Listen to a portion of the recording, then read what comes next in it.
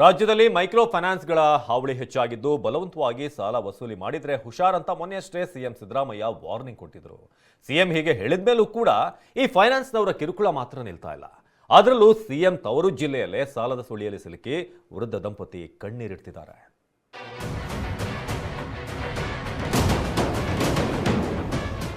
ಯಾರು ಇಂಥ ಮೈಕ್ರೋ ಫೈನಾನ್ಸ್ನವರು ತೊಂದರೆ ಕೊಡ್ತಾರೆ ಅಂತೇಳಿ ಕಂಪ್ಲೇಂಟ್ ಕೊಟ್ಟರೆ ಕೂಡಲೇ ಇಮಿಡಿಯೇಟ್ ಆಗಿ ಕ್ರಮ ತಗೊಳ್ಳೋಕೆ ಹೇಳಿದ್ದೀನಿ. ಸಾಲ ಕೊಟ್ಟು ಶೂಲಕ್ಕೇರಿಸ್ತಾರೆ, ಮನೆಗೆ ಬೀಗ ಹಾಕಿ ಬೀದಿಗೆ ತರ್ತಾರೆ, ಬಾಣಂತಿ ಅನ್ನೋದನ್ನು ನೋಡದೆ ಮನೆಯಿಂದ ಆಚೆ ಹಾಕ್ತಾರೆ. ಮೈಕ್ರೋ ಫೈನಾನ್ಸ್ ಕಿರುಕುಳಕ್ಕೆ ಸಾಲಗಾರರಿಗೆ ನರಕ ದರ್ಶನವಾಗಿದೆ.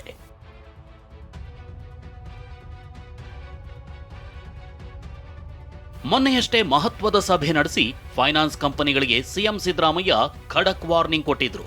ಯಾವುದೇ ಟಾರ್ಚರ್ ಕೊಡಬಾರದು ಅಂತ ಎಚ್ಚರಿಕೆ ನೀಡಿದ್ರು.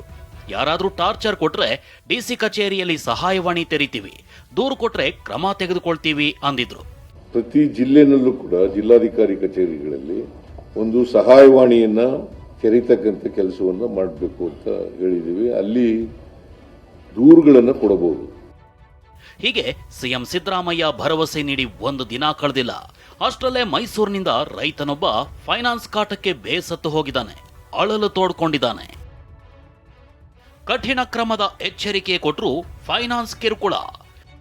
ಮೈಸೂರು ಜಿಲ್ಲೆ ಹೆಚ್ಡಿ ಕೋಟೆ ತಾಲೂಕಿನ ಕೆ ಬೆಳತ್ತೂರು ಗ್ರಾಮದ ರೈತ ನಂಜಪ್ಪ ಟ್ರ್ಯಾಕ್ಟರ್ ಖರೀದಿಗಾಗಿ 5 ಲಕ್ಷ ಸಾಲ ತಗೊಂಡಿದ್ರು.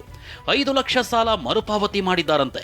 ಆದ್ರೆ ಇನ್ನು 9 ಲಕ್ಷ ಕಟ್ಟಬೇಕು, 10 ಲಕ್ಷ ಕಟ್ಟಬೇಕು ಅಂತ ನೋಟಿಸ್ ಕೊಟ್ಟು ಟಾರ್ಚರ್ ಕೊಡ್ತಿದ್ದಾರಂತೆ. ನಮಗೆ ಪುನಃ ನೋಟಿಸ್ ಮೇಲೆ ನೋಟಿಸ್ ಕಳಿಸಿ ತಮಿಳುನಾಡು ಕೇಸ್ ಹಾಕಿದ್ದಾರೆ. ಆ ಕೇಸ್ನಲ್ಲಿ ಈಗ ಕೇಸ್ನೇ ನಡ್ಸವೋ ಇಲ್ಲ, ನಾವು ಟ್ಯಾಕ್ಸು ಇಲ್ಲ. ಇನ್ನೆರಡು ಲಕ್ಷ ಕಟ್ಟೋದ್ರಲ್ಲಿ ನಾವೇನು ಭಯ ಪಡ್ತಿರ್ಲಿಲ್ಲ, ಕಟ್ಬಿಡಿ ಇವತ್ತು ದುಡಿಮೆ ಮಾಡಿ. ಅಷ್ಟರಲ್ಲಿ ಇವರು ತೊಂದರೆ ಕೊಡ್ತಾ ಇದ್ದಾರೆ.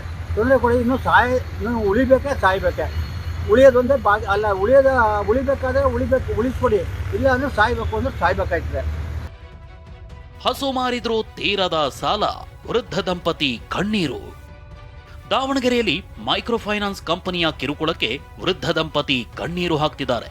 ಕತ್ತಲಗೆರೆ ಗ್ರಾಮದ ರೇಣುಕಮ್ಮ ಅನಾರೋಗ್ಯದ ಕಾರಣಕ್ಕೆ ಸಾಲ ಮಾಡಿದ್ರು. ಫೈನಾನ್ಸ್ ಕೊಟ್ಟವರ ಕಿರುಕುಳ ತಾಳದೆ ಹಸು ಮಾರಿ ಸಾಲ ತೀರಿಸಿದ್ರು. ಇದೀಗ ಮತ್ತೊಂದು ಸಾಲದ ಕಂತು ಕಟ್ಟಲು ಆಗ್ತಿಲ್ಲ. ದಿನ ಮನೆ ಬಳಿ ಬರೋ ಸಿಬ್ಬಂದಿ ಸಾಲ ಪಾವತಿಸುವಂತೆ ಹಿಂಸೆ ನೀಡ್ತಿದ್ದಾರೆ. ವೃದ್ಧ ದಂಪತಿ ಕಂಗೆಟ್ಟು ಹೋಗಿದ್ದಾರೆ. ಇನ್ನು ಫೈನಾನ್ಸ್ ಕಿರುಕುಳದ ಬಗ್ಗೆ ಪ್ರತಿಕ್ರಿಯೆ ನೀಡಿರೋ ಸಿಎಂ ಸಿದ್ದರಾಮಯ್ಯ ತೊಂದರೆಗೊಳಗಾದವರು ದೂರು ಕೊಟ್ರೆ ಕ್ರಮ ಕೈಗೊಳ್ತೀವಿ ಅಂತ ಧೈರ್ಯ ತುಂಬಿದ್ದಾರೆ. ಯಾರಿಗೆ ತೊಂದರೆ ಆಗಿದೆ ಅವ್ರು ಕಂಪ್ಲೇಂಟ್ ಕೊಟ್ಟರೆ ಅವ್ರ ಮೇಲೆ ಕ್ರಮ ತಗೋತೀವಿ. ಯಾರು ಇಂಥ ಮೈಕ್ರೋ ಫೈನಾನ್ಸ್ನವರು ಅಥವಾ ಮನಿ ಲೆಂಡರ್ಸು ಯಾರು ತೊಂದರೆ ಕೊಡ್ತಾರೆ ಅಂತೇಳಿ ಅದಕ್ಕೆ ಸಹಾಯವಾಣಿಗಳು ಮಾಡ್ತಾ ಇದ್ದೀವಿ. ಡಿಸಿ ಆಫೀಸ್ಗಳಲ್ಲಿ ಕಂಪ್ಲೇಂಟ್ ಕೊಟ್ಟರೆ ಕೂಡಲೇ ಇಮಿಡಿಯೇಟ್ ಆಗಿ ಕ್ರಮ ತಗೊಳ್ಳೋಕೆ ಹೇಳಿದ್ದೀನಿ. ಸಾಲ ಸಮಸ್ಯೆಗೆ ಕಾರಣವೇ ಸಿದ್ದರಾಮಯ್ಯ ಎಂದ ಯತ್ನಾಳ್. ಇನ್ನು ಇಂದಿನ ಸಮಸ್ಯೆಗೆ ಕಾರಣವೇ ಸಿಎಂ ಸಿದ್ದರಾಮಯ್ಯ ಅಂತ ಶಾಸಕ ಬಸನಗೌಡ ಯತ್ನಾಳ್ ಹೇಳಿದ್ದಾರೆ. ವಿಜಯಪುರದಲ್ಲಿ ಮಾತನಾಡಿದ ಅವರು ಸಾಲ ಮನ್ನಾ ಮಾಡ್ತೀನಿ ಅಂತ ಸಿದ್ದರಾಮಯ್ಯ ಹೇಳಿದ್ರು, ಆದ್ರೆ ಸಾಲ ಮನ್ನಾ ಮಾಡಿಲ್ಲ ಅಂತ ಕಿಡಿಕಾರಿದ್ರು. ಸಮಸ್ಯೆ ಯಾಕೆ ಕುಲ್ಬೋಣ ಆಯಿತು? ಸಿದ್ದರಾಮಯ್ಯನವ್ರು ಚುನಾವಣೆಯವ್ರಿಗೆ ಏನು ಹೇಳಿದ್ರು? ನಾ ಸಾಲ ಮನ್ನಾ ಮಾಡ್ತೀನಿ ಅಂತ ಹೇಳಿದ್ರು. ಸಾಲ ಮನ್ನಾ ಮಾಡಲಿಲ್ಲ. ಅವ್ರಿಗೇನು ಅನಿಸ್ಬಿಡ್ತು, ಹೆಂಗಾದ್ರೂ ಸಿದ್ದರಾಮಯ್ಯನವ್ರು ಹೇಳಿಬಿಟ್ಟಾರೆ ಮನ್ನಾ ಮಾಡ್ತಾರ್ತ ನಾಲ್ಕು ತುಂಬೋಣ ಅಂತೇಳಿ ಅವ್ರಿಗೆ ಗಟ್ಟಿ ಹಾಕೂತ್ರು. ಈಗ ಅದೆಲ್ಲ ವಜ್ ಹಾಕೂತೈತಿ. ಇದಕ್ಕೆ ದೊಡ್ಡ ಕಾರಣನೇ ಸಿದ್ದರಾಮಯ್ಯನವರು. ಇತ ಸಿಎಂ ಎಚ್ಚರಿಕೆ ಬಳಿಕ ಗದಗ ಪೊಲೀಸರು ಅಲರ್ಟ್ ಆಗಿದ್ದಾರೆ. ಮೈಕ್ರೋ ಫೈನಾನ್ಸ್ ರಿಕವರಿ ಸಿಬ್ಬಂದಿ ಜೊತೆ ಮೀಟಿಂಗ್ ಮಾಡಿ ಕಿರುಕುಳಕ್ಕೆ ಬ್ರೇಕ್ ಹಾಕಲು ಮುಂದಾಗಿದ್ದಾರೆ.